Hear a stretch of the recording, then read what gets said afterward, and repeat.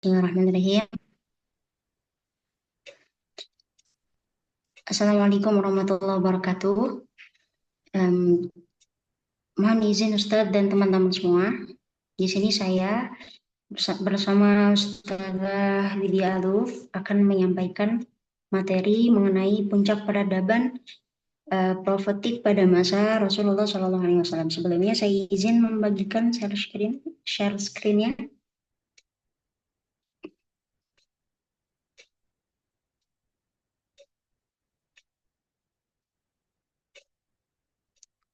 Sudah bisa terlihat, Ini teman-teman? PowerPoint-nya kira-kira banyak gambar apa teks? Gambarnya ada, teksnya ada, tapi kayaknya lebih banyak teksnya, Ustaz. Oh, kalau teks saya rasa nggak usah lah, di makalah aja udah bisa kan?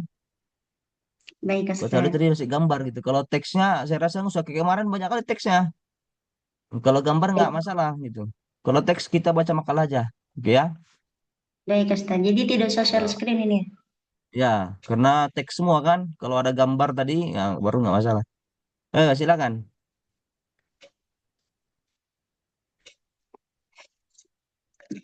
Bismillahirrahmanirrahim. Alhamdulillahirrahmanirrahim. Wassalatu wassalamu ala sayyidina Muhammadin wa ala alihi washabihi ajma'in. Alhamdulillah, pada siang hari ini kita semua diberikan kesempatan oleh Allah Subhanahu wa taala untuk bisa melaksanakan perkuliahan. Mudah-mudahan perkuliahan kali ini berjalan dengan lancar. Eh, izin teman-teman semua, saya menyampaikan materi yang mungkin masih banyak kurangnya, begitu.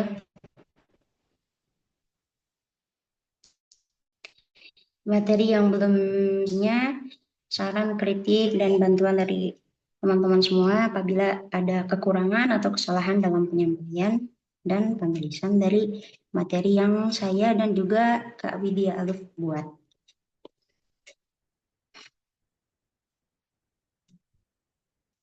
Materi yang akan disampaikan saya kali ini adalah mengenai puncak peradaban profetik masa Rasulullah Shallallahu Alaihi Wasallam. Sejarah Islam dalam banyak hal, laksana sumber mata air yang habis-habisnya ditimba banyak orang. Nah, sejarah Islam mengandung kadar pengetahuan yang senantiasa berguna bagi manusia sekarang maupun di masa yang akan datang. Nabi Muhammad SAW juga merupakan nabi dan rasul terakhir yang mencerminkan sosok manusia berkarakter. Beliau membawa misi risalahnya untuk seluruh umat manusia dan seluruh alam semesta seperti yang difirmankan oleh Allah Subhanahu wa taala di dalam Al-Qur'an surah Al-Anbiya ayat 107. "Wa ma arsalnaka illa rahmatan lil alamin." Tidakkah kami mengutus engkau wahai Muhammad melainkan menjadi rahmat bagi sekalian alam. Nah, pada materi peradaban profetik pada masa Rasulullah ini, saya akan membahas beberapa poin penting. Yang pertama mengenai peradaban Arab sebelum Islam datang gitu. Yang kedua mengenai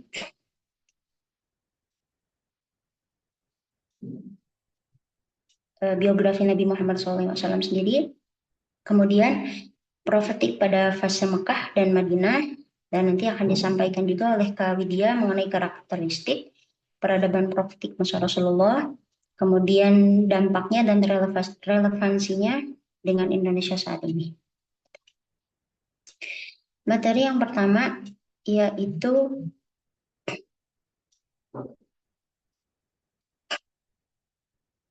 mengenai peradaban Arab pra-Islam. Nah, yang pertama kondisi geografisnya. Jazirah Arabia, tempat pertama kali Al-Quran diturunkan, adalah sebuah wilayah yang berbentuk semenanjung. Semenanjung Arab atau disebut semenanjung Barat Daya Asia merupakan semenanjung terbesar dalam peta dunia. Kemudian sebagian ahli menggambarkan bahwa wilayah ini berbentuk bujur sangkar dengan panjang kurang lebih 1.300 mil dan lebarnya 750. Nah, secara genealogisnya, para sejarawan membagi orang Arab itu menjadi Arab Baidah atau Arab yang sudah punah dan Arab Baqiyah, yaitu sisanya yang masih ada gitu ya.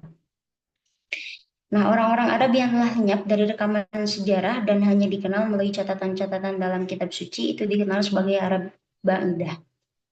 Suku-suku ini yang dahulu menempati wilayah Mesopotamia mengalami perpecahan dan migrasi pada sekitar tahun 2000 sebelum Masehi sebagai akibat dari serangan oleh Raja Namrud dan kekuasaan yang berkuasa di Babilonia.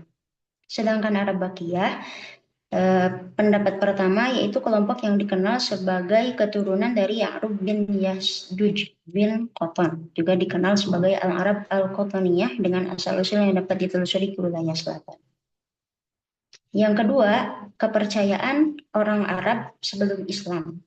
Nah, di dalam tafsir karya Izzat Darwazah, di sini disebutkan beberapa poin mengenai kepercayaan orang-orang Arab pra-Islam. Yang pertama, perubahan dari tauhid ke syirik. Yang kedua, keyakinan mereka kepada malaikat.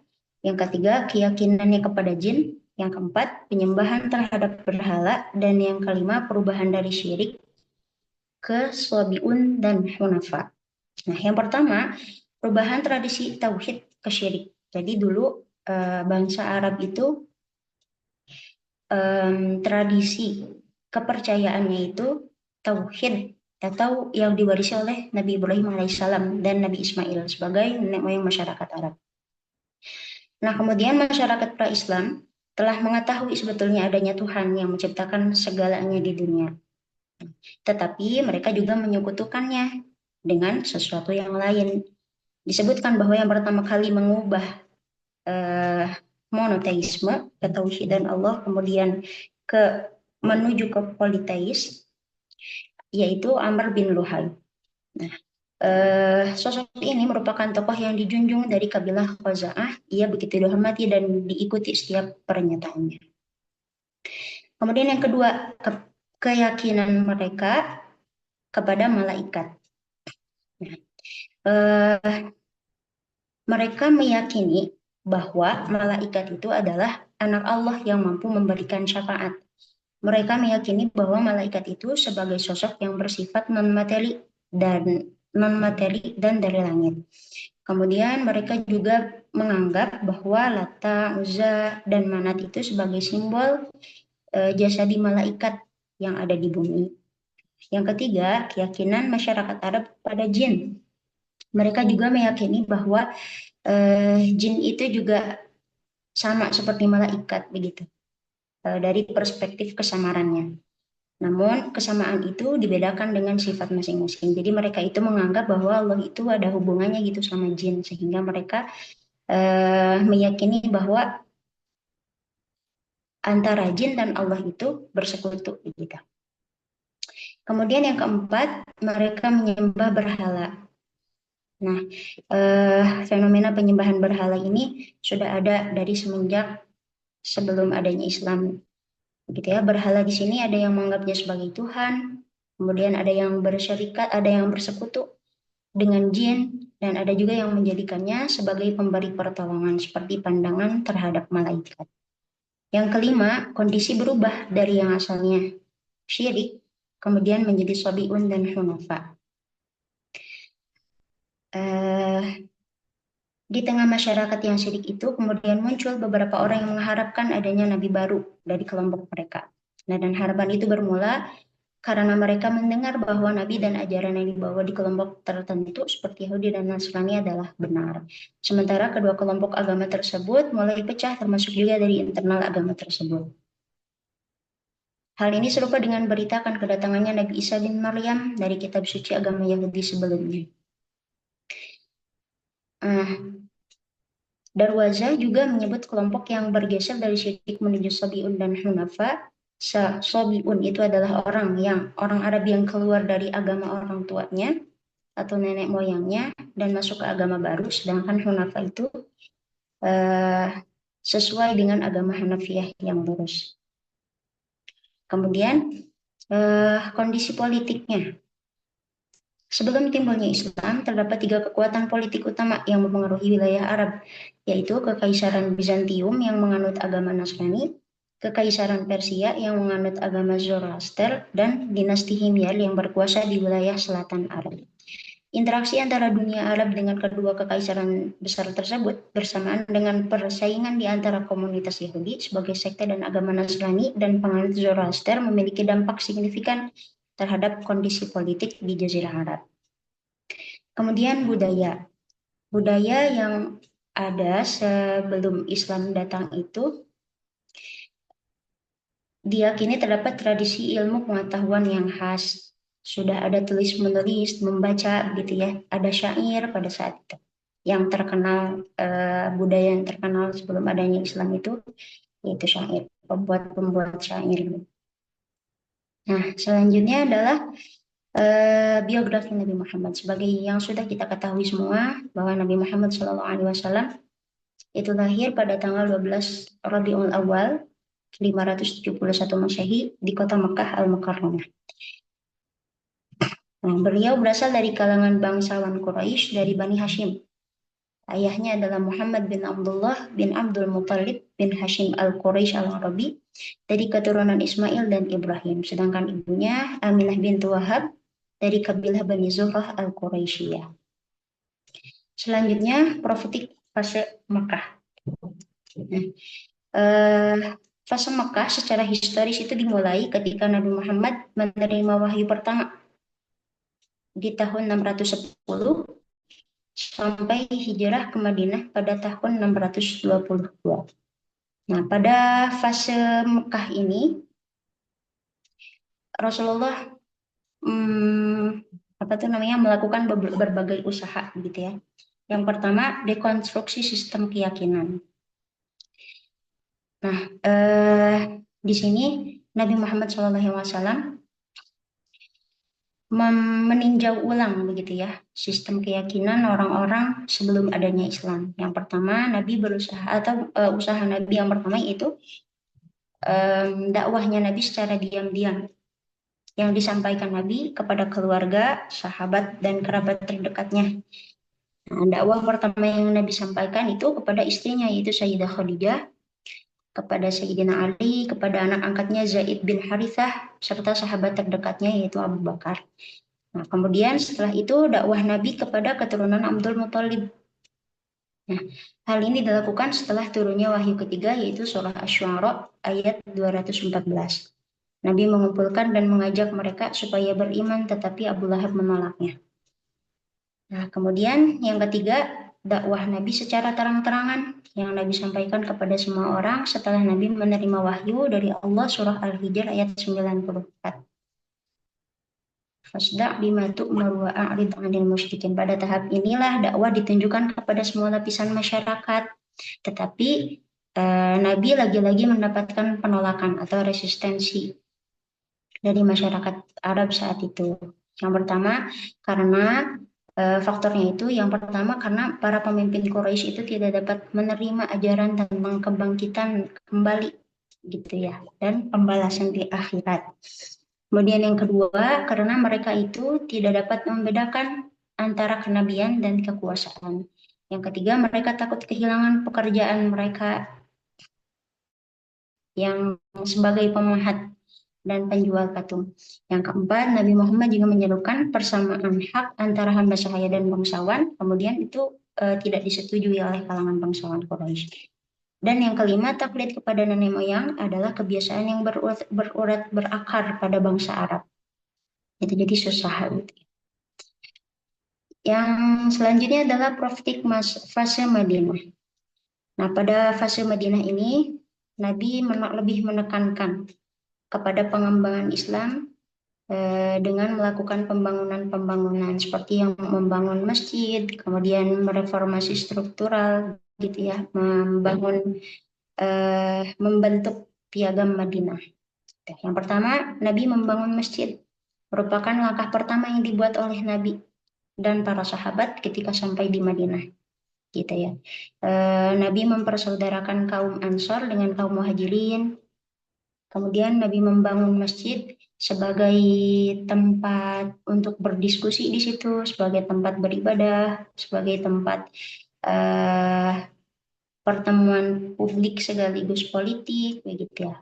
Banyak sekali kegiatan yang Nabi lakukan saat itu di masjid sebagai em,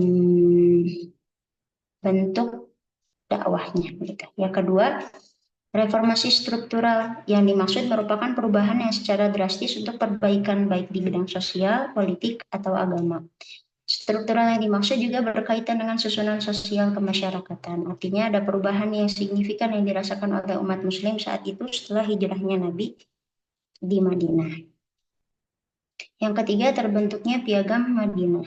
Pilar ini menjadi pilar penting yang ditegakkan Rasulullah karena berkaitan dengan nilai konstitusional bagi sebuah negara yang baru terbentuk. Nah, jadi pada Piagam Jakarta ini beliau menetapkan jaminan perlindungan kepada mereka untuk meyakini agama dan kepercayaan masing-masing, serta memberi mereka kebebasan menjalankan ajaran agamanya. Selain itu, Piagam Perjanjian itu juga menyebutkan beberapa pasal mengenai hak dan kewajiban yang harus dipatuhi semua penduduk. Selanjutnya adalah poin mengenai karakteristik peradaban profetik pada masa Rasulullah SAW yang akan disampaikan oleh Ustazah Widya Alif. Silakan Kak. Bismillah. Oke, terima kasih. Saya di sini akan menyampaikan karakteristik peradaban profetik masa Rasulullah Shallallahu Alaihi Wasallam. Yang pertama dari karakteristik peradaban profetik masa Rasulullah Shallallahu Alaihi Wasallam itu adalah tauhid sebagai fondasi kehidupan atau pilar kehidupan. Nah, jadi tauhid menjadi dasar filosofis dan spiritual seluruh bangunan peradaban Islam. Dalam pandangan al-atas, tauhid ini tidak hanya menegaskan keesaan Allah Subhanahu wa taala, tetapi juga menuntut keterpaduan pengetahuan dan tindakan manusia dalam kerangka ilahiyah.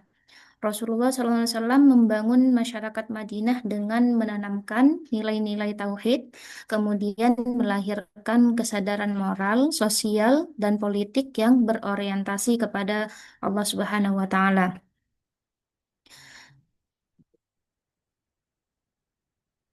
Nah, firman Allah Subhanahu wa Ta'ala dalam Quran Surah Al-An'am ayat 162. Qul inna sholati wa nusuki wa mahyaya wa mamati lillahi rabbil alamin. Katakanlah, sesungguhnya salatku, ibadahku, hidupku, dan matiku hanyalah untuk Allah Subhanahu wa Ta'ala, Tuhan semesta alam. Kemudian yang kedua adalah kemanusiaan universal atau al-insaniyah al-kulliyah. Rasulullah SAW menegaskan prinsip kesetaraan antara manusia tanpa memandang suku, ras, atau status sosial. Jadi semua orang itu sama. Piagam Madinah menjadi bukti nyata pada peradaban profetik yang pluralis dan inklusif. Kemudian yang ketiga adalah keadilan sosial, adalah al-ijtimaiyah. Peradaban Nabi berorientasi pada keadilan dan keseimbangan sosial. Kemudian negara Madinah menjamin hak kaum miskin, kemudian anak yatim dan perempuan, serta menghapus sistem eksploitasi ekonomi, contohnya seperti riba.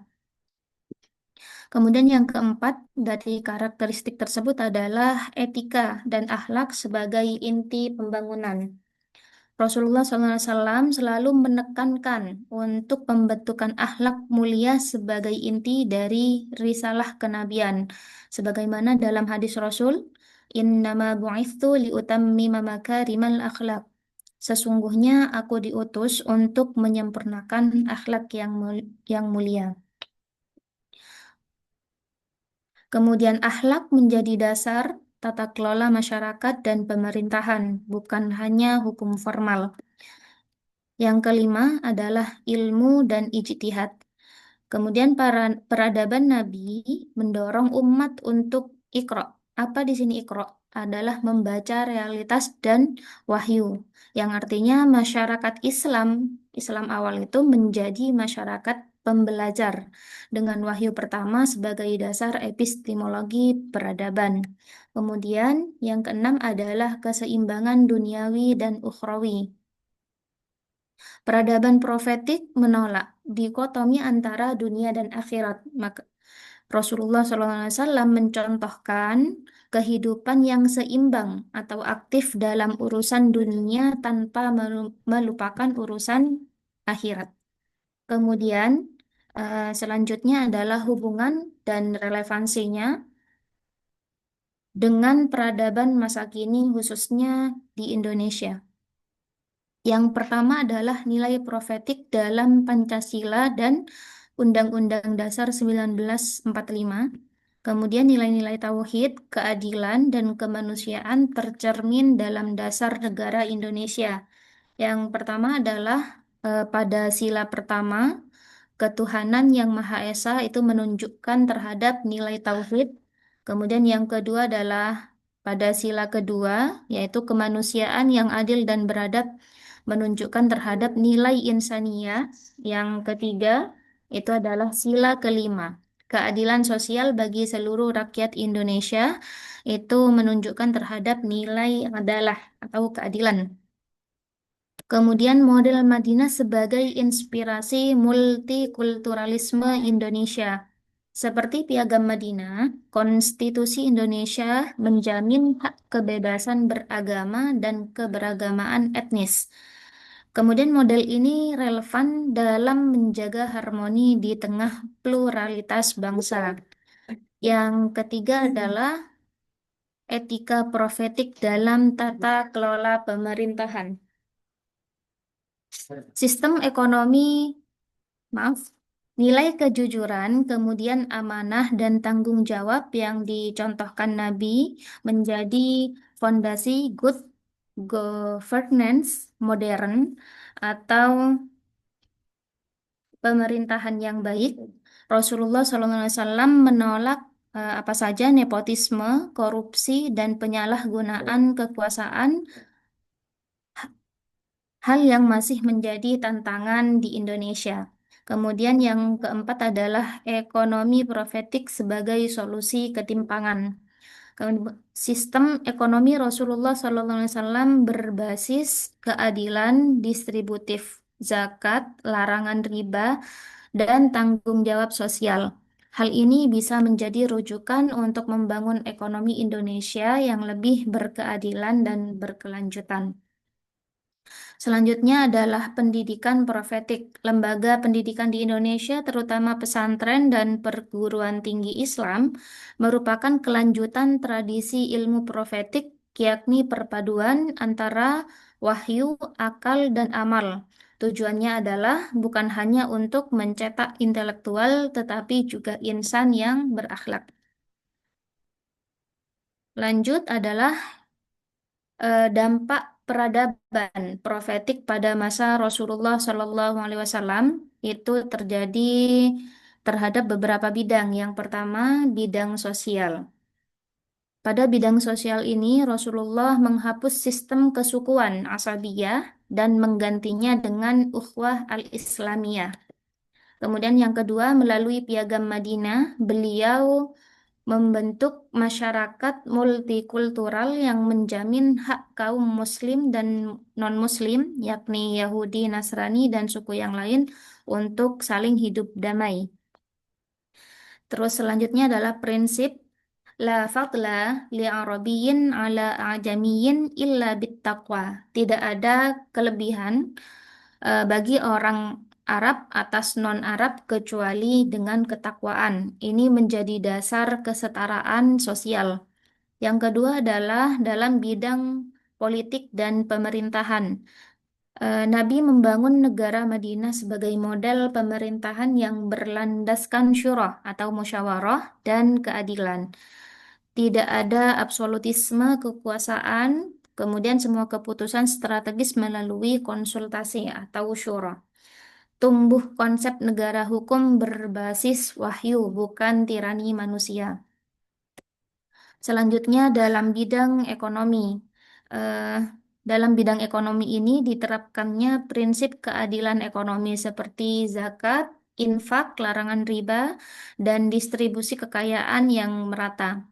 Kemudian Rasulullah memperkenalkan Baitul Mal sebagai lembaga pengelolaan keuangan publik. Kemudian ada juga perekonomian berbasis etika, kejujuran, amanah, dan larangan monopoli atau ihtikar. Yang keempat dalam bidang pendidikan dan kebudayaan. Rasulullah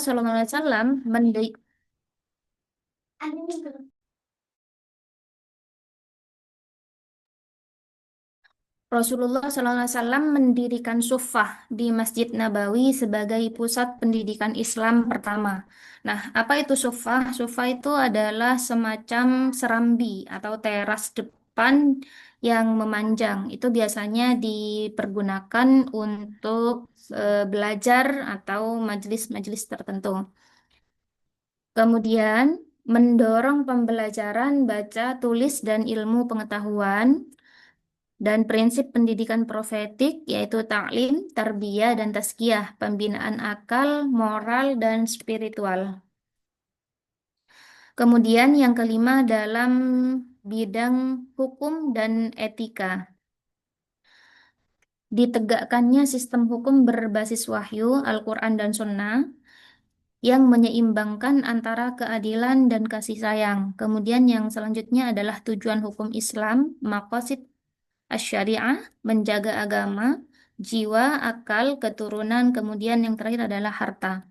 Kemudian yang terakhir adalah relevansi peradaban profetik dengan Indonesia saat ini. Nilai-nilai peradaban profetik relevan secara mendalam dengan ideologi dan tantangan Indonesia modern sebagai berikut. Yang pertama dalam relevansi sosialnya. Konsep ukhuwah dan piagam Madinah menjadi model toleransi dan kerukunan dalam masyarakat majemuk Indonesia. Kemudian mendorong penerapan nilai Bhinneka Tunggal Ika dan dialog antara agama relevan untuk memperkuat moderasi beragama atau wasatiyah. Yang kedua, relevansi politiknya yaitu prinsip musyawarah atau syura dan keadilan sosial menjadi dasar dalam sistem demokrasi Pancasila. Spirit kenabian menolak tirani dan korupsi, menuntut pada kepemimpinan yang amanah. Yang ketiga adalah relevansi ekonomi. Prinsip ekonomi berkeadilan dan pengelolaan zakat yang relevan untuk menekan kesenjangan ekonomi. Kemudian konsep ekonomi syariah dan keuangan inklusif berkembang pesat di Indonesia sejalan dengan semangat profetik. Yang keempat adalah relevansinya dalam pendidikan. Pendidikan profetik dapat menjadi paradigma pendidikan nasional yang mendidik akal sekaligus moral dan spiritual. Relevan dengan gagasan profil pelajar Pancasila yang menekankan iman, akhlak, dan gotong royong. Kemudian yang kelima adalah relevansi hukum dan etika. Prinsip maqasid asy-syariah mendukung reformasi hukum yang berkeadilan dan berorientasi pada kemaslahatan masyarakat. Yang kemudian selanjutnya ada dapat menjadi dasar etika publik dalam membangun integritas birokrasi dan keadilan sosial. Jadi peradaban profetik masa Rasulullah SAW itu bukan hanya peradaban religius, namun peradaban humanis, ilmiah, dan etis yang menyeimbangkan antara dunia dan akhirat. Kemudian Indonesia sebagai negara berpendudukan Muslim terbesar dapat mengambil inspirasi dari model profetik tersebut untuk apa saja? Yang pertama, dalam menegakkan keadilan sosial, kemudian memperkuat moralitas publik, mengembangkan ilmu dan teknologi yang beretika, serta menjaga harmoni dan keberagamaan. Dengan demikian, peradaban profetik bukan nostalgia masa lalu, namun visi peradaban masa depan yang berakar kepada wahyu dan berpijak pada realitas Indonesia. Peradaban profetik masa Rasulullah SAW bukan hanya sistem historis, tetapi juga kemanusiaan. Tetapi juga model peradaban universal yang menyeimbangkan antara wahyu dan akal, kemudian agama dan kemanusiaan. Dan nilai-nilainya tetap hidup dan relevan di Indonesia, terutama dalam upaya memperkuat moralitas sosial, keadilan ekonomi, dan tata kelola pemerintahan yang amanah. Kemudian di sini juga ditekankan lagi seperti hadis yang di atas, sesungguhnya aku diutus untuk menyempurnakan akhlak yang mulia. Kemudian yang terakhir adalah kesimpulan.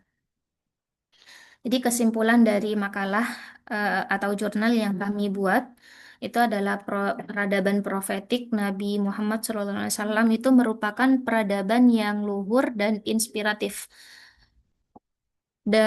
Kemudian adanya upaya panjang yang dilakukan oleh Nabi Muhammad SAW dalam mendakwahkan agama Islam. Secara ringkas, makalah ini juga menguraikan terlebih dahulu bagaimana potret konteks yang melingkupi era pra-Islam. Kemudian pembahasannya juga dilanjutkan di era Mekah yang secara jelas terjadi dekonstruksi keyakinan yang mana tadi sudah disampaikan oleh Ustazah Susilawati.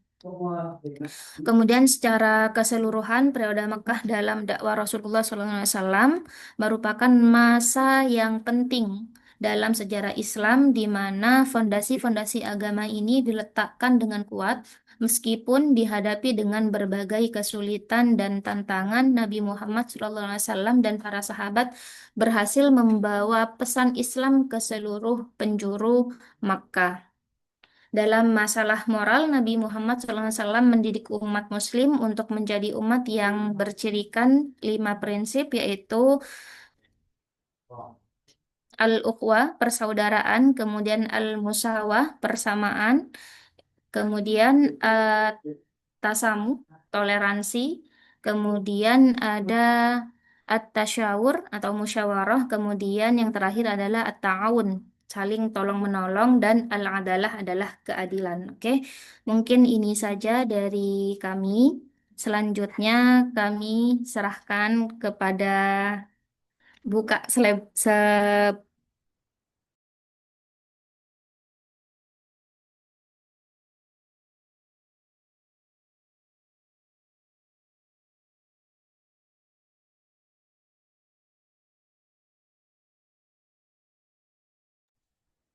Ya, mungkin selanjutnya sesi tanya jawab teman-teman, atau ada yang masih mau memberi masukan, tambahan, saran, kritik, dipersilakan.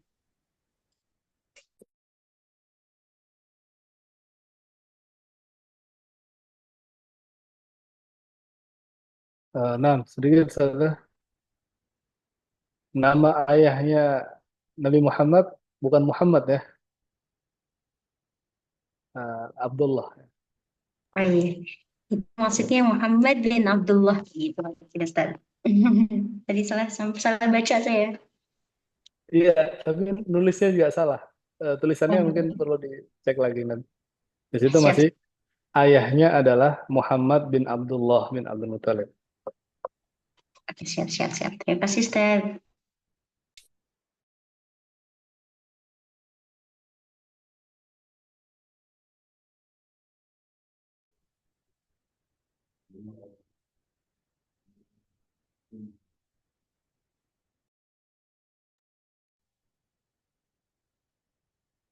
Mungkin ada pertanyaan dari teman-teman atau tambahan.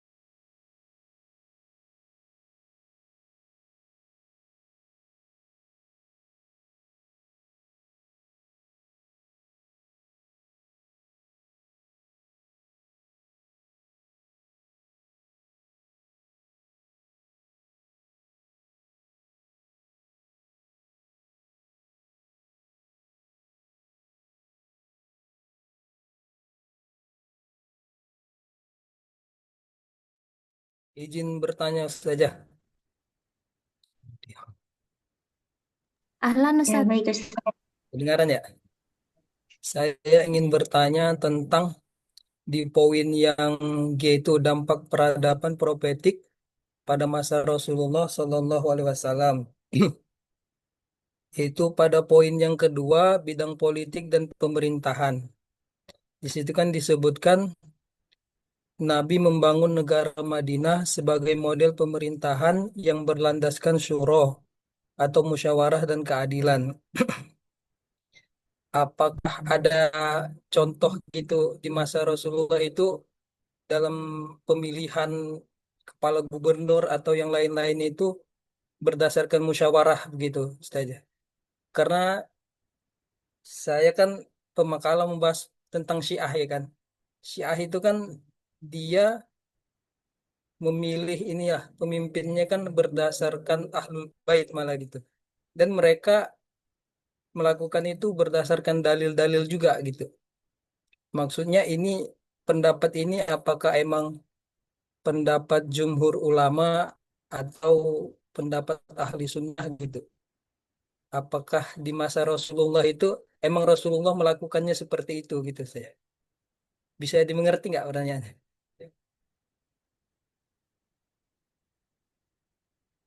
Mungkin perlu diulang dengan lebih ringkas. Iya, Lebih ringkas. Maksudnya gimana ya? Jadi kan saya pemakalah tentang Syiah besok yang akan besok itu. Saya membaca di Syiah itu mereka kan memilih di situ kan ibarat memilih suatu pemerintahan lah gitu. Pemimpinnya itu berdasarkan nas-nas gitu atau riwayat dari pemimpin sebelumnya gitu. Sedangkan di sini kan disebutkan Rasulullah itu mendidik sahabat-sahabat itu untuk musyawarah gitu, memilih musyawarah gitu.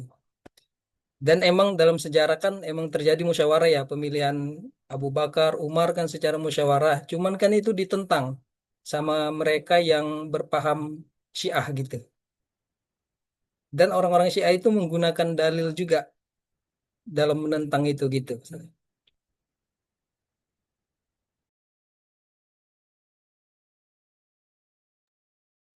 Jadi pertanyaannya adalah apakah eh, apa sistem pemerintahan yang syura, pemilihan pemimpin dengan apa syura itu ada dalilnya atau ijma atau apa begitu ya? Ustaz? Nah, Ustaz, atau emang ada gitu kisah atau apa yang dilakukan gitu pernah dilakukan oleh Nabi gitu.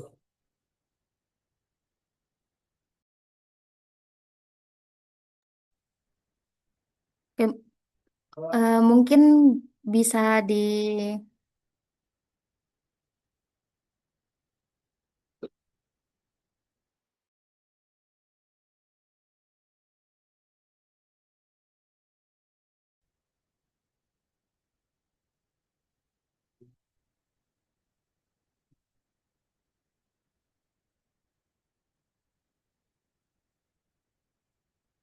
mungkin bisa ditangguhkan dulu ya, Ustaz. Mau cari jawabannya. Iya, nah Ustaz Baik. ya. Atau teman-teman yang lain bisa bantu jawab.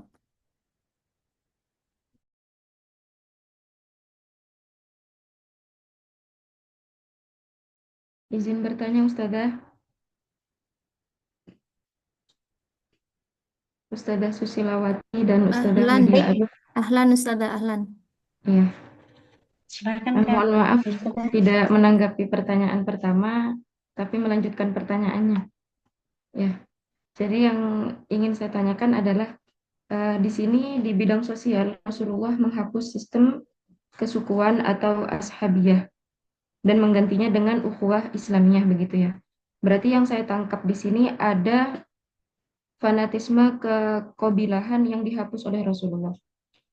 Yang ingin saya tanyakan adalah kesukuan seperti apa yang membuat banyak mudarat dan akhirnya dirubah menjadi ukhuwah Islamiyah. Seperti apa bentuknya dan apa dampaknya, dampak buruknya. Terima kasih.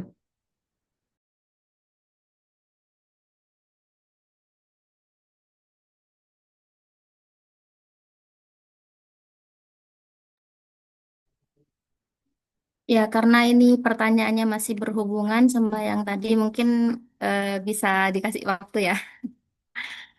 Oke, mungkin teman-teman yang lain untuk tanggapan dan pertanyaan.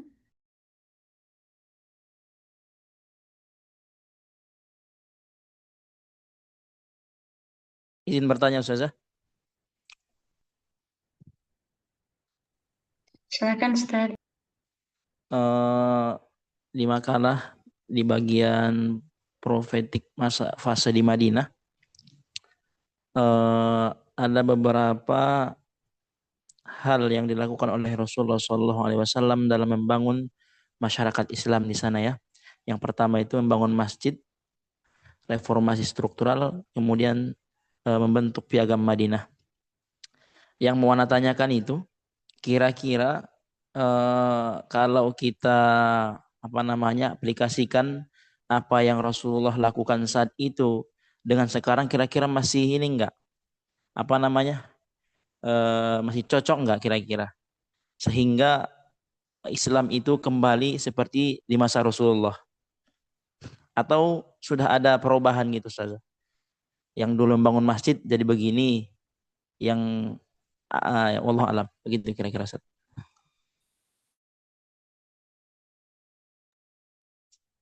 Baik, terima kasih Ustaz Arudona pertanyaannya. Mungkin kurang lebih saya izin menanggapi gitu ya, mengenai beberapa hal yang dilakukan Rasulullah pada ketika di Madinah gitu ya. Apakah masih relevan mungkin begitu ya dengan saat sekarang kalau mengaplikasikan apa yang Rasulullah lakukan saat itu begitu Ustaz ya. Ya Ustaz. Mungkin begini ya Ustaz, kalau seiring berjalannya dan perkembangan zaman banyak hal-hal yang tidak terjadi di saat Rasulullah kemudian di saat ini terjadi begitu.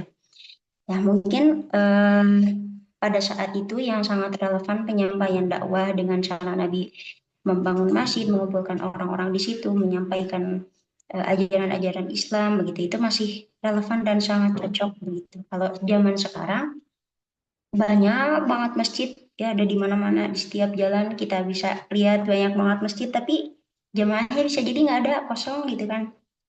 Gitu. Bukan hanya untuk apa namanya, bukan jangankan untuk melakukan eh, apa tuh namanya, penyampaian pengetahuan gitu ya, atau lakukan pembelajaran di dalamnya gitu. Buat sholat jamaahnya aja kadang kosong kan masjidnya gitu. Ada masjid banyak tapi malah jamaahnya juga nggak ada gitu. Jadi kalau melihat dengan zaman sekarang, mungkin bisa disesuaikan atau dilakukan dengan cara yang lain sesuai dengan perkembangan zamannya. Sekarang udah mulai banyak sosmed kan ya, dipergunakan, dialih fungsikan sebagai sarana berdakwah gitu. Kalaupun misal di tempat-tempat di perkampungan misalnya di masjid-masjid masih suka ada pengajian majelis taklim ibu-ibu misal begitu ya, atau masih ada majelis-majelis taklim begitu. Nah, itu juga bisa jadi salah satu yang diadopsi dari caranya Nabi berdakwah gitu ya di fase Madinah. Ya mungkin untuk relevansinya itu bisa jadi ada beberapa hal yang masih bisa diadopsi gitu ya. Bisa jadi juga ada yang apa namanya, dikembangkan gitu.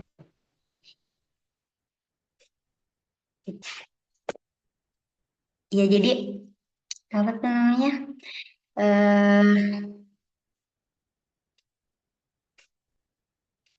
disesuaikan dengan perkembangan zamannya mungkin begitu ya Ustaz.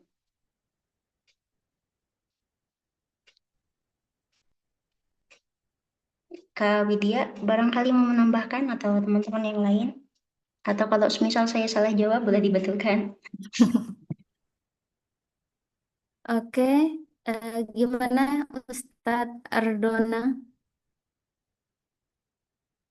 untuk jawabannya? Afwan saja.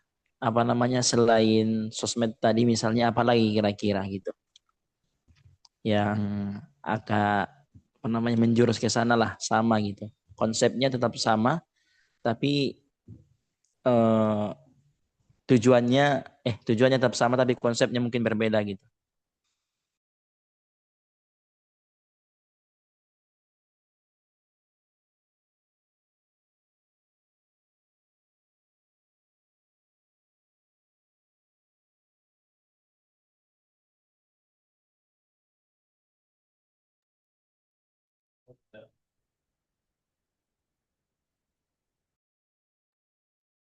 Mungkin saya izin menjawab pertanyaan dari Ustadz Saiful Amri terlebih dahulu, Ustadz.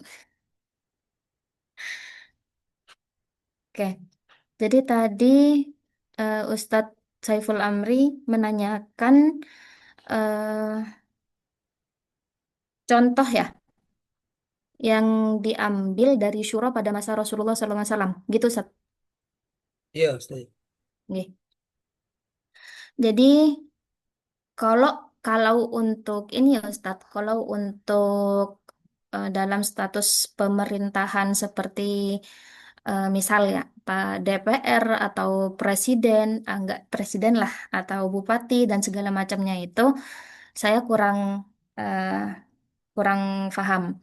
Namun yang biasanya banyak di dalam siroh-siroh itu, syuro yang dilakukan oleh Rasulullah SAW itu biasanya dalam pemilihan terhadap utusan-utusan yang akan menghadap terhadap raja misalkan.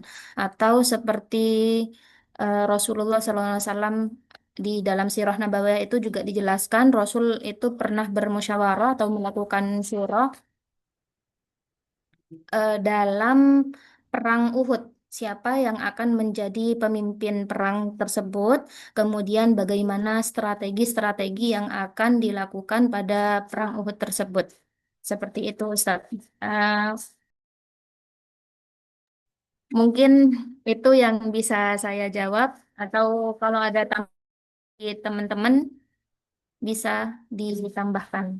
Kalau untuk pemerintahannya sendiri dan kedudukan dari masing-masing itu saya belum nemu, Ustaz. Kalau untuk musyawarah yang dilakukan biasanya itu terpaut pada musyawarah untuk utusan atau apa yang akan dilakukan untuk selanjutnya dalam menegakkan agama Islam atau berdakwah seperti itu.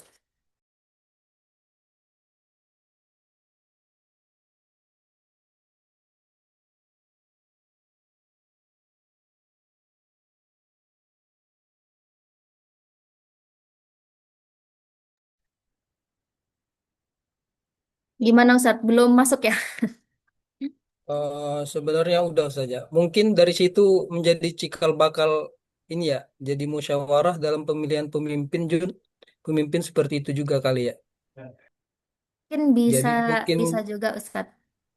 itu dicontohkan Nabi agar supaya sahabat nanti di kemudian hari melakukan hal yang seperti itu juga kali ya. Ya, Dalam semua urusan agamanya mungkin ya. meskipun ya ada penolakan dari sebagian orang. Sudah Nah, menjawab sih Ustaz. kalau penetapan imamah itu lebih ke mencontoh Khulafaur Rasyidin ya, baik yang ikhtiar, musyawarah ataupun dipilih oleh ahlul halli wal aqdi ataupun bai'ah itu semuanya dari khulafa. Adapun Rasulullah memang diperintahkan oleh Allah ya wasyawirhum fil amr, disuruh mengajak musyawarah umatnya itu dalam beberapa hal seperti yang disebutkan tadi dalam perang ya, termasuk ketika memilih tempat pertempuran Badar, kemudian ketika terjadi hadithatul ifk ya, Ibu Aisyah dituduh berzina itu, Rasulullah juga mengajak rapat beberapa sahabat senior apa yang harus dilakukan ya. Eh, Yaitu pentingnya rapat ya untuk berusaha mengambil keputusan yang terbaik. Jadi kalau dalam memilih khalifah, ini kita merujuk kepada Khulafaur Rasyidin. Dan memang ada perintah Rasulullah yang alaikum bisunnati wa sunnatil khulafair rasyidin al-mahdiyyin. Memang kita juga diperintahkan mengikuti Khulafaur Rasyidin. Nah, mungkin bisa sedikit menambahkan.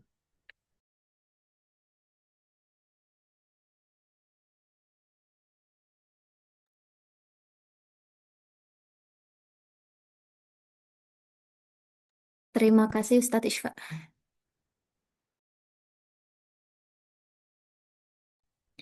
Untuk pertanyaan Ustazah Amania, ini tentang dampak buruk atau contoh yang apa namanya kekuasaan yang dihapus oleh Rasul gitu ya, Mbak Ustazah? Ini apa? Fanatik kelompok golongan yang dihapuskan oleh Rasulullah itu dampak buruknya apa? Asobiyah itu. Kenapa dia harus dihapuskan?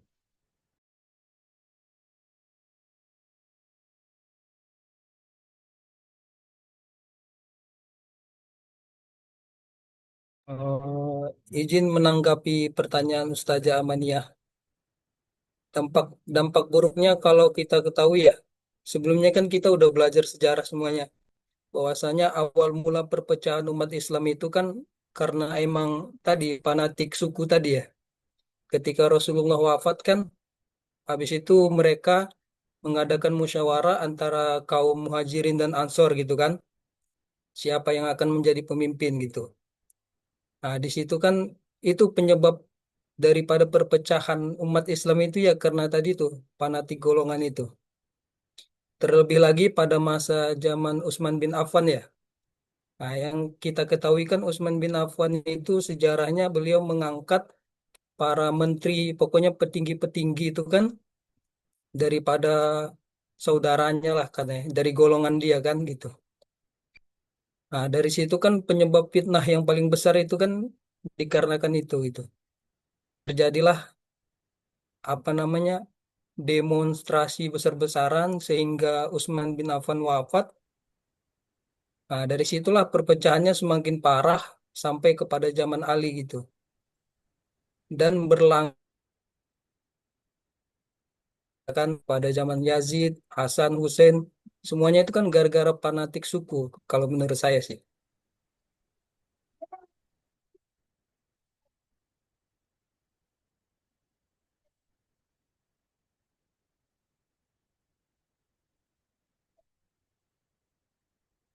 Nah ya, sebagaimana yang udah disampaikan oleh Ustadz Saiful Amri, Ya, terima kasih Ustazah dan Ustadz yang sudah saya mau menjawab. menambahkan sedikit, Monggo, Ustazah. monggo. Oke.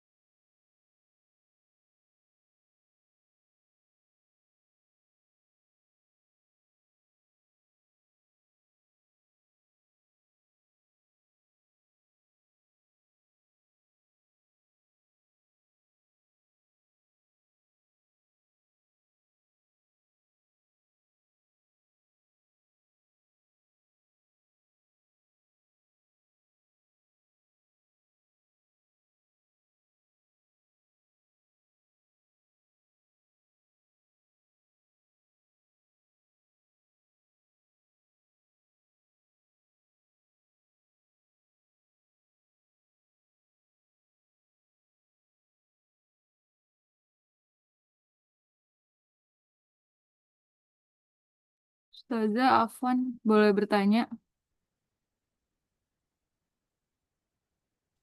Silakan Ustazah.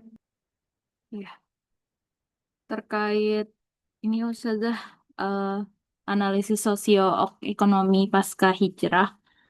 Jadi kan di makalah menyebutkan ya, adanya persaudaraan ukhuwah antara Muhajirin dan Ansor, serta kesuksesan Abdurrahman bin Auf dalam berdagang. Nah, pertanyaan saya, strategi strategi ekonomi konkret apa saja selain zakat yang diterapkan Nabi di Madinah untuk menciptakan kemandirian finansial komunitas Muslim baru dan mengurangi ketergantungan awal pada sektor pertanian di Ansor, pertanian Ansor. Jadi menurut pemakalah nih, apa aja sih strategi ekonomi konkret yang diterapkan Nabi di Madinah untuk menciptakan kemandirian finansial komunitas Muslim baru?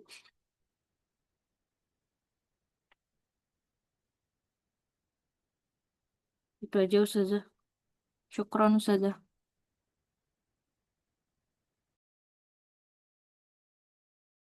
Baik, Mohon maaf, Ustazah.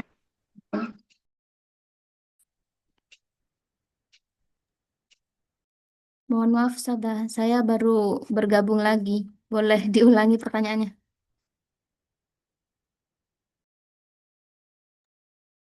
Duh, lupa lagi pertanyaannya. Oke, bentar Ustazah. Jadi kan tadi di makalah kan disebutkan ya terkait persaudaraan ukhuwah antara Muhajirin dan Ansor. Nah, pertanyaan dari saya, eh, strategi ekonomi apa aja sih selain zakat yang diterapkan Nabi di Madinah untuk menciptakan kemandirian finansial komunitas Muslim baru untuk mengurangi ketergantungan awal pada kaum Ansor nih?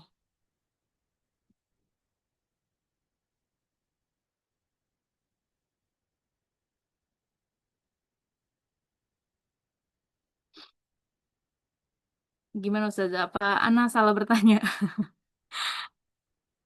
Aman-aman, Sada. Oke, aman Ustazah. Syukran.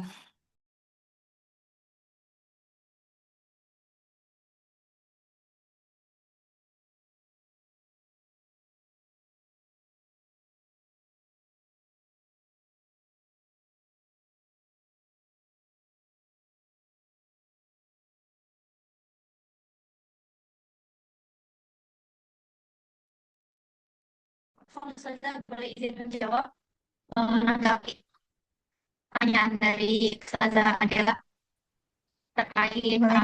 apa yang dilakukan Nabi supaya kaum muhajirin itu memiliki kemandirian finansial ya. Jadi tidak bergantung terus dengan kaum Ansor.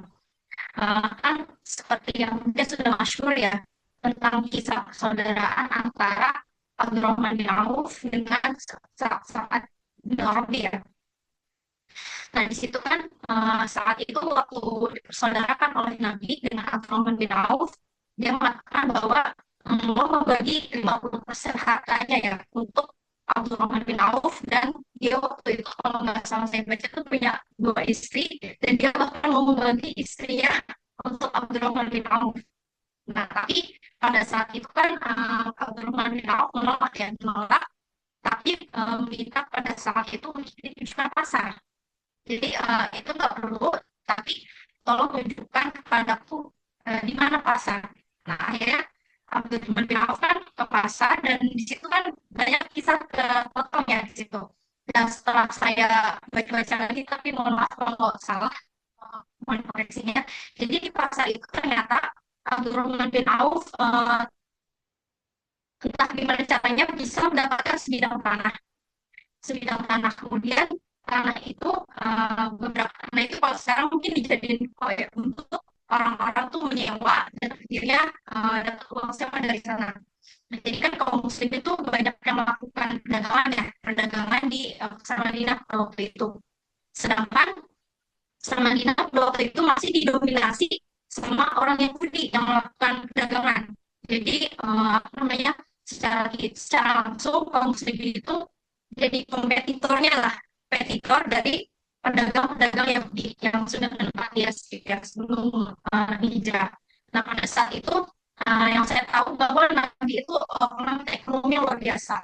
Jadi tidak hanya sekedar sahabat waktu mengkonsultasi dengan Nabi itu tidak hanya sekedar bertanya tentang urusan agama atau urusan akhirat, ini juga termasuk bagaimana caranya meningkatkan finansial itu, kecerdasan finansial. Bahwa dikatakan banyak sahabat tuh mengeluh pada Nabi gitu dari kaum muslimin bahwa orang-orang Yahudi itu curang, mereka mengurangi timbangan.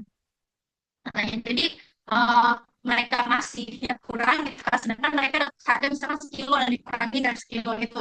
Nah akhirnya orang-orang Muslim tuh merasa bahwa mereka dirugikan gitu lah. Tapi di sini luar biasanya Rasulullah, masya Allah ya. Jadi Rasulullah itu ketika menerima keluhan para sahabat tentang orang-orang yang mengurangi timbangan, Nabi malah menyarankan bahwa kalau ada orang yang beli gitu kan, membeli ke kalian orang-orang Muslim, tolong tambahkan timbangannya. Jadi misalkan dari sekilo tambahin sedikit gitu, tambahin sedikit, eh, nanti orang-orang akan sadar bahwa eh, apa sih namanya, beratnya mungkin ya, beratnya tuh terlalu jauh gitu dengan yang mereka beli dari orang-orang Yahudi gitu. Jadi akhirnya di situ masyarakat Madinah sendiri sadar bahwa orang-orang Yahudi itu tidak jujur dalam berdagang dan akhirnya uh, memilih untuk membeli dari orang-orang Muslim. Nah, itu kan ibaratnya secara ekonomi ya kompetitornya dikalahkan gitu. Nah, selain itu juga Nabi itu suka inspeksi ke pasar-pasar Madinah dan memperingatkan tentang orang-orang yang ini suka mencampur susu ya, susu dengan air gitu, supaya lebih apa sih kualitasnya dan tapi jumlahnya lebih banyak, akhirnya bisa mereka jual. Dan Nabi itu menerapkan aturan bahwa tidak boleh melakukan hal seperti itu, hal yang tidak jujur seperti itu. Jadi secara tidak langsung Nabi mengajarkan bagaimana caranya berdagang dengan jujur, tapi juga bisa menang dari kompetitor yang curang gitu. Dengan nambahin sedikit aja, orang yang beli itu pasti langsung sadar, oh ini beda banget ya beratnya dibanding beli sama pedagang yang dari pedagang muslim. Gitu sih kalau menurut saya ya. Jadi dari awalnya kalau Abdurrahman bin Auf itu dari sewa properti gitu kurang lebihnya, sedangkan kalau sahabat-sahabat lain itu banyak konteksnya masing-masing, ada yang jadi kurma gitu di bidang penjualan kurma dan sebagainya. Tapi Nabi itu konsultan ekonomi yang luar biasa. Makanya uh, masyarakat di Madinah pada saat itu bisa, yang tadinya muhajirin gitu kan, yang nggak bawa apa-apa, akhirnya bisa mandiri lagi secara finansial. Begitu sih Ustazah yang saya tahu.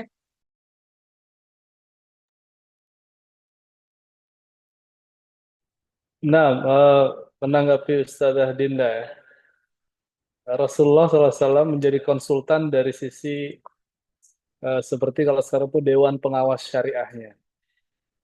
Adapun dari sisi strategi bisnis itu beliau bilang, antum a'lamu bi umuri dunyakum. Kalau cara meningkatkan omset, cara melipat gandakan keuntungan, itu Rasulullah kalian yang lebih tahu. Kalian yang berbisnis, yang sering sudah lama berdagang, berbisnis, ini lebih tahu. Mengurus pertanian juga yang sudah berpengalaman dalam bidang pertanian, ini lebih tahu dalam urusan hal tersebut. Jadi beliau sebagai konsultan, tapi dari sisi syariatnya. Kalau menipu ini boleh atau tidak, atau riba ini yang seperti ini termasuk riba atau tidak, mana cara jual beli yang dilarang, apa saja yang dilarang, bolehkah memonopoli, bolehkah eh, menimbun barang untuk menaikkan harga dan lain-lain, dan itu semua disebutkan ya, banyak hal yang dilarang dalam jual beli yang ada kecurangan di situ. Nah,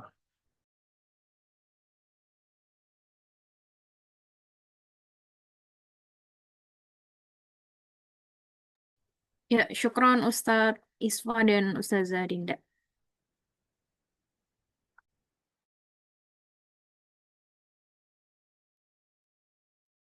Boleh request untuk ke makalah. Yang di makalah itu kan saya lihat ya kan ada di fase Mekah itu ya. Di fase Mekah itu ada revolusi ya. Sedangkan yang di fase Madinah itu ada reformasi. Mungkin bisa dielaborasi itu. Kalau di Mekah itu revolusi, di Madinah itu reformasi. Kemudian ini yang kedua, ini pertanyaan agak nyenggol ya. Tadi dijelaskan juga tentang tasamuh ya, toleransi. Nah, saya mau nyenggol ini kan ada kelompok di Indonesia itu pluralisme ya. Itu kan toleransi beragama ya kan. Nah, itu menurut mereka tahu lah ya semuanya bahwasanya semua agama itu benar gitu. Itu eh, bagaimana menurut Rasulullah SAW ya kan? Pandangan pandangan beliau itu seperti apa?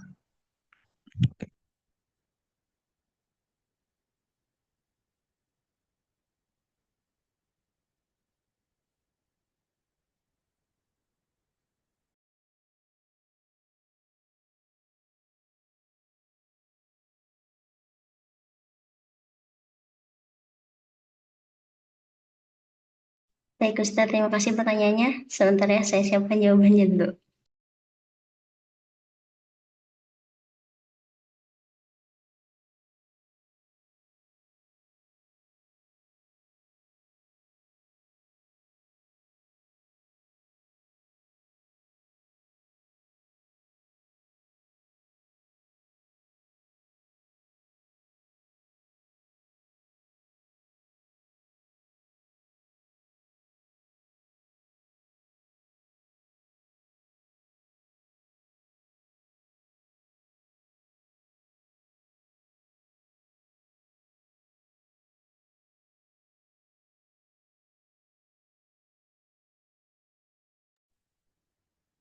Oke, sambil Anda mempersiapkan jawaban, saya juga ingin bertanya ya sebelum berhabis.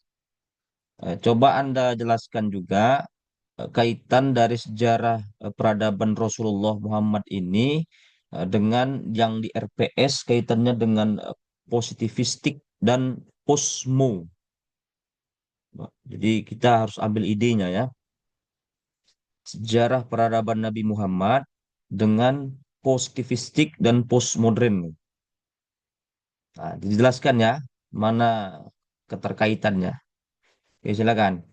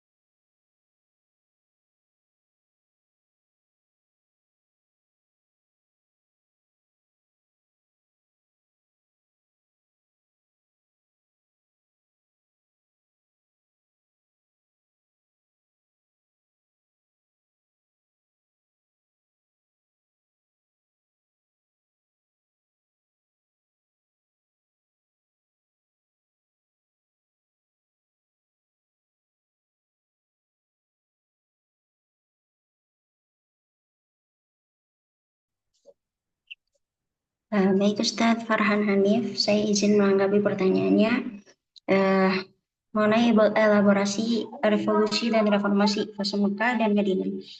Revolusi sendiri juga kan perubahan besar, maksudnya Nabi itu merevolusi dari mulai segi kepercayaan, budaya, politik yang ada sejak sebelum adanya sebelum adanya Islam, dari yang asalnya kepercayaan orang-orang Arab pada saat itu menyembah malaikat, jin, berhala begitu. Kemudian Nabi merevolusi itu dengan membawa ajaran Islam begitu ya, yang asalnya politeis menjadi monoteis. Sedangkan reformasi itu sendiri memperbaiki sistem yang sudah Nabi bangun dari Mekah agar lebih baik lagi di Madinah begitu, mungkin kurang lebih. Astagfirullahaladzim. Nah, untuk bagaimana pertanyaan kedua apa tadi? Yang tentang pluralisme menurut pandangan Nabi.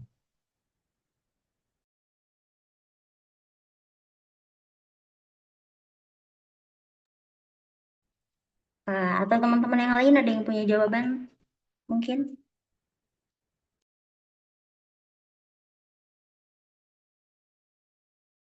Sepertinya beliau bertanya itu sudah ada jawabannya, hanya ingin memantik diskusi saja. Karena tadi agak sepi, jadi ingin ada diskusi.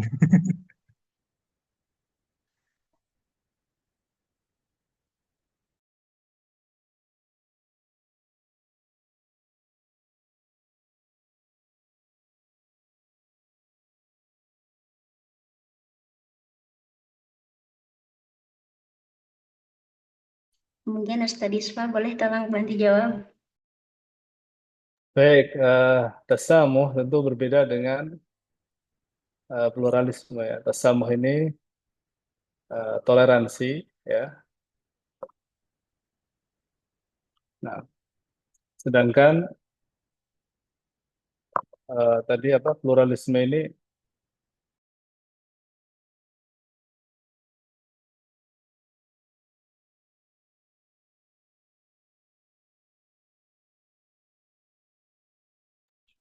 Afwan Ustaz, ke mute itu Ustaz. nah Rasulullah bertoleransi misalnya dengan orang-orang Yahudi yang ada di Madinah ya, yang mereka ingin tetap tinggal di Madinah dengan membayar upeti sebagai apa dhimmi ya. Ini bahkan memperbolehkan mereka bekerja di ladang-ladang kaum muslimin karena mereka ahli dalam pertanian, dan Rasulullah sendiri juga bermuamalah dengan orang-orang Yahudi ya, tidak kemudian memboikot orang Yahudi tidak boleh berbisnis di Madinah, tidak ya. Bahkan ketika beliau meninggal, salah satu pakaian perang beliau ini sedang digadaikan kepada orang-orang Yahudi. Ini menunjukkan ada kesetaraan hak ya bagi Muslim dan non Muslim dalam banyak hal ya, dalam bisnis, dalam dunia pekerjaan gitu.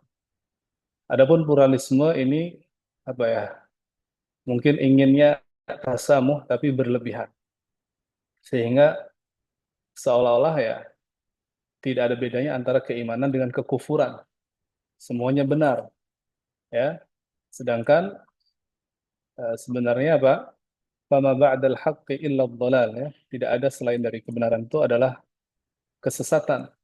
Ya, kalau tidak beriman kepada Allah ya, maka itu adalah kekufuran ya. Dan tidak benar ya perkataan bahwa semua benar ya. Kalau benar menurut pendapatnya masing-masing iya.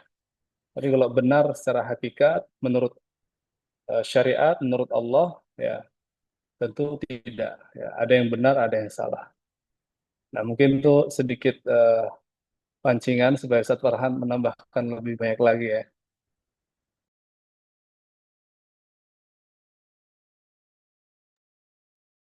Oke.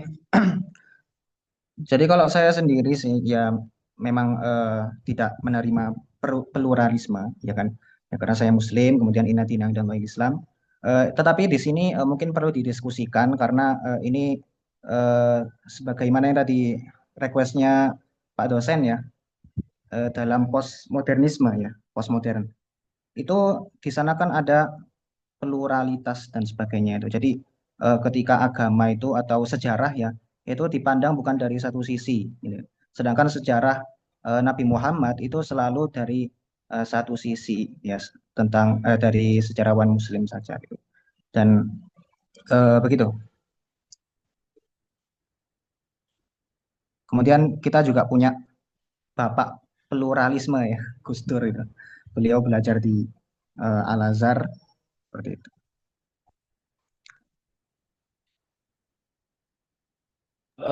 Pluralisme Gus Dur menurut Anda bukan pluralisme yang kita pahami ya.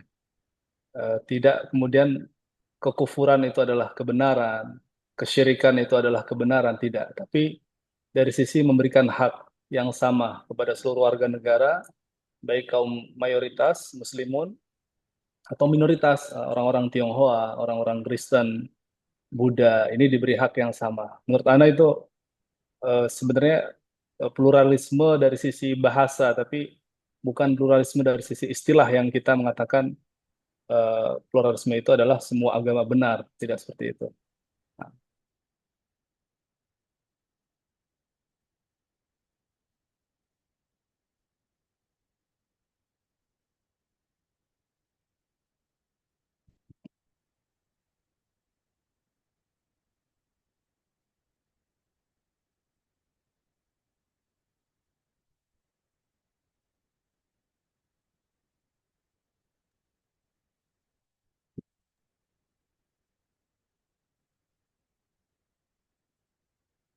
Lanjut.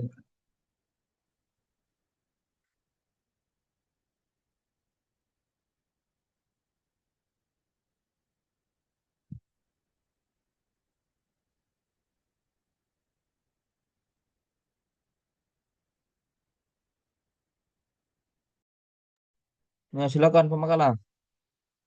Sudah selesai apa gimana? Ada pertanyaan-pertanyaan yang belum dijawab?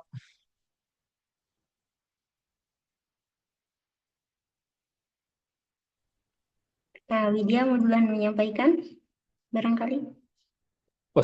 Positivistik belum ya tadi yang ditanyakan Pak dosen? Ya, betul. Silakan.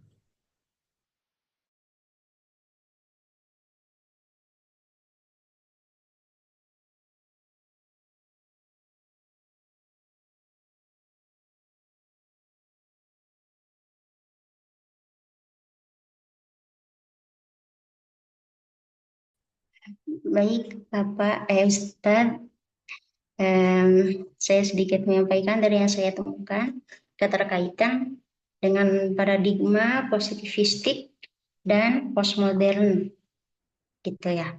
Dari aspek rasionalisnya, peradaban Rasulullah itu Islam mendorong berpikir logis, ijtihad dan ilmu. Sedangkan paradigma positivistiknya berbasis rasional dan empiris. Jadi keterkaitannya sama-sama menghargai akal, tapi Islam itu tidak melepaskan kepada wahyu. Gitu. Kalau aspeknya dari ilmu pengetahuan, ilmu itu sebagai dari peradaban Rasulullah itu ilmu sebagai jalan untuk mengenal Tuhan, sedangkan paradigma positivistiknya itu ilmu untuk menguasai alam. Nah, jadi keterkaitannya Islam itu memadukan antara ilmu dan etika. Kemudian kalau menurut aspek kemajuan sosial, peradaban Rasulullah itu kemajuan materialnya harus disertai dengan nilai moral. Nah, paradigma positivistiknya fokus pada kemajuan teknologis. Jadi keterkaitannya Islam itu menyeimbangkan antara aspek spiritual dengan material. Sedangkan keterkaitannya dengan paradigma postmodern itu Nabi menolak kesombongan material Quraisy. Nah, sedangkan paradigma postmodernnya itu menolak absolutisme modern. Keterkaitannya keduanya sama-sama menolak materialisme yang ekstrim. Kemudian Islam itu menekankan tujuan hidup yang bermakna pada peradaban Rasulullah itu. Nah, sedangkan paradigma postmodernnya mencari makna di tengah krisis modernitas. Keterkaitannya keduanya menempatkan nilai di atas struktur material. Kak Widya Aluf barangkali mau menambahkan? Sepertinya beliau tidak ada di Zoom ini.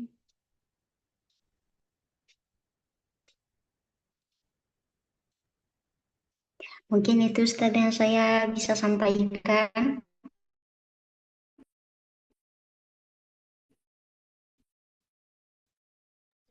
Oke, ada lagi pertanyaan yang belum dijawab?